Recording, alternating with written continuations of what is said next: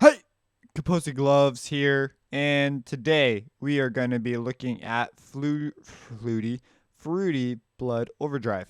What is it? It is a distortion plugin, and that's all there is. With distortion plugins, you need to sort of know what they intended to sound like, but more importantly, what they actually sound like and what they do.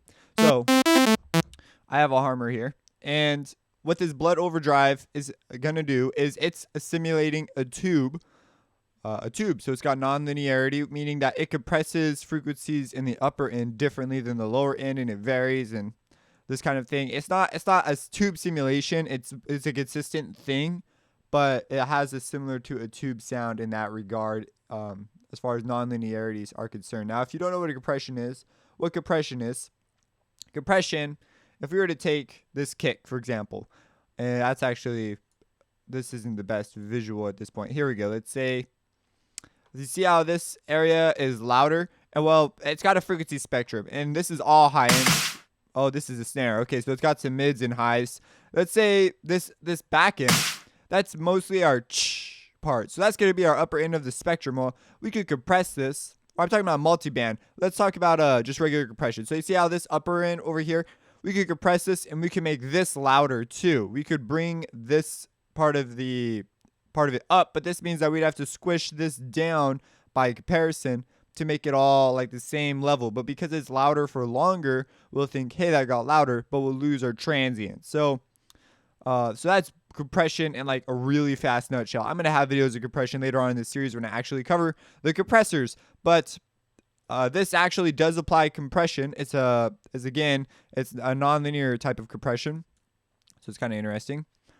So they actually say you could play a mix through it, and you could try and get mastering out of this, which I thought was exceptionally interesting. I don't know. Maybe this is before they developed Maximus. I'd use Maximus. I wouldn't use this. So anyways, we have a few different options here. So here's our sound. And here's it amplified.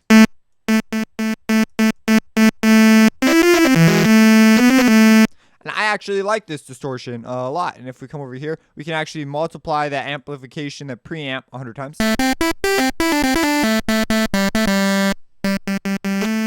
So now if you haven't seen my Fruity Wave Shaper, or it's not Fruity Wave Shaper, just the Wave Shaper video, go check it out. It's in this series. It should be closer to the beginning.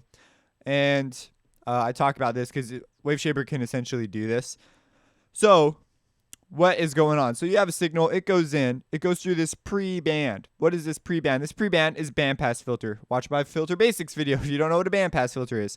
You can select how big that bandpass filter is. You could select the Q of that filter. So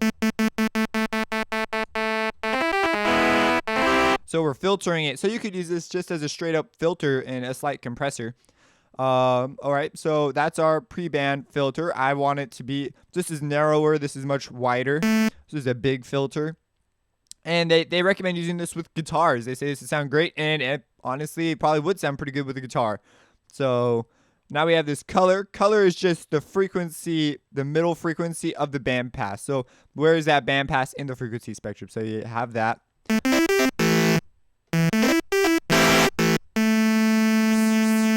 So if we had a narrow filter, this would make a much bigger difference.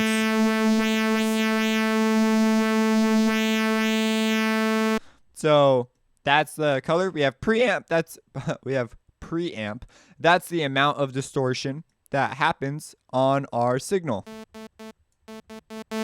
You see, they made a big deal out of it being not harsh, which means it sounds more like a guitar, it sounds more like a tube. They talk about that and stuff. It's great.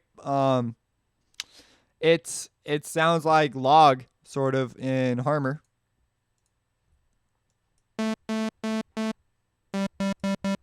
Sort of, not quite. Log pushes it to a square wave.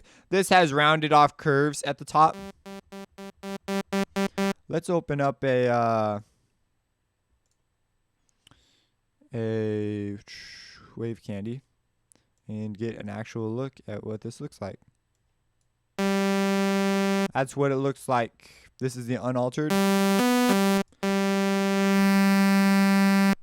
And I can change how quickly that goes by too. There it is.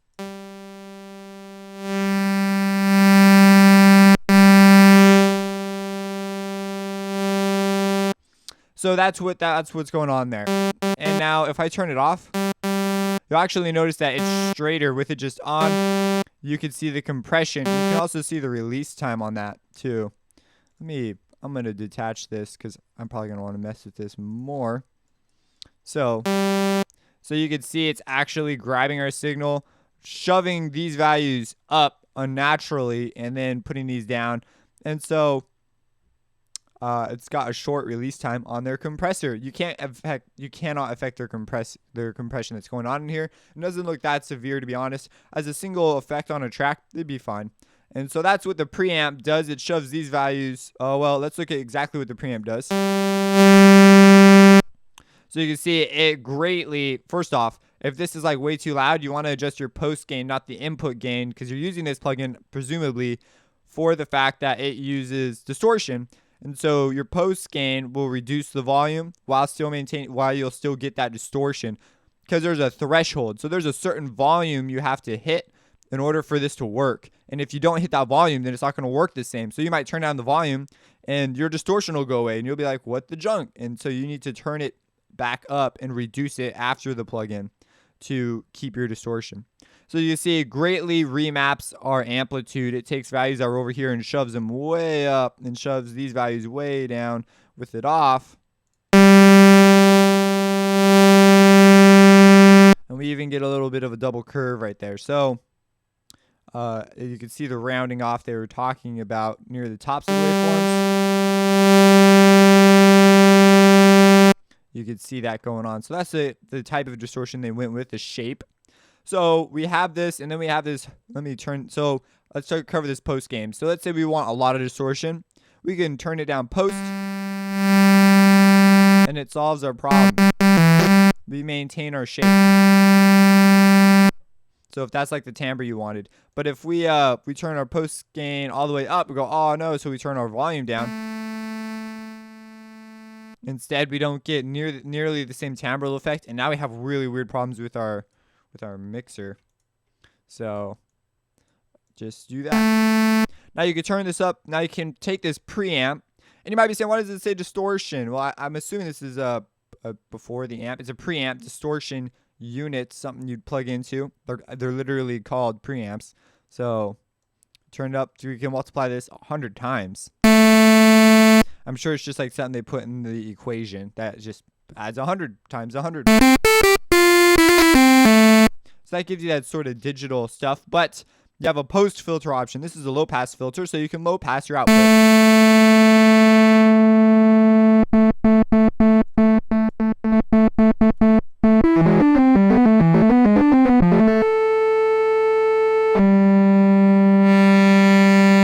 Oversampling might have been a useful feature for this, but again, Waveshaper can pretty much do this, so I don't think they're going to add anything to this. The oversampling would have made a big deal. And we've already talked about post gain, and this is just a low pass filter, and you set the cutoff using this. If you have any questions, drop them in the comments, subscribe, and have a blessed day. Opposing blows. Reversing.